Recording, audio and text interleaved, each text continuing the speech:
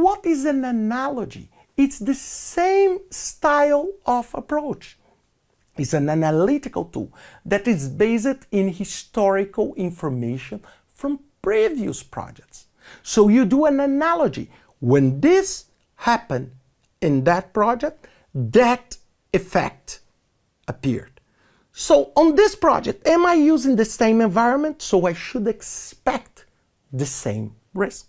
It requires a reference. One of the biggest challenges of doing analogy is that you need to compare apples with apples. If you compare apples with oranges, you may take a decision, or you may identify risks, or you may skip risks that could change completely the game.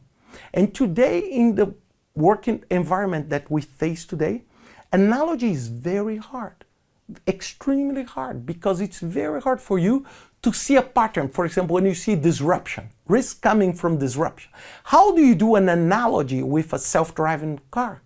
You know, it's not easy, right? It's not easy to do. So it's very important that all information needs to be adjusted to make sure that it's compatible. The apple you are comparing with the apple of your previous project. So you do a perfect understanding of the circumstances. And how do you do that?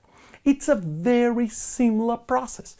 You identify the scope, and then you try to identify which project had a similar behavior. And then you identify which risks on that portfolio or that project became a reality, became a problem or a windfall, an opportunity that I got. And then I take these risks, and then I adjust these risks to my scenario, and then I compile and evaluate my list. So my current list, using the analogy, is based on the risks that became reality on previous projects. So it's a very common process. Both processes are used, yes, because they are simple.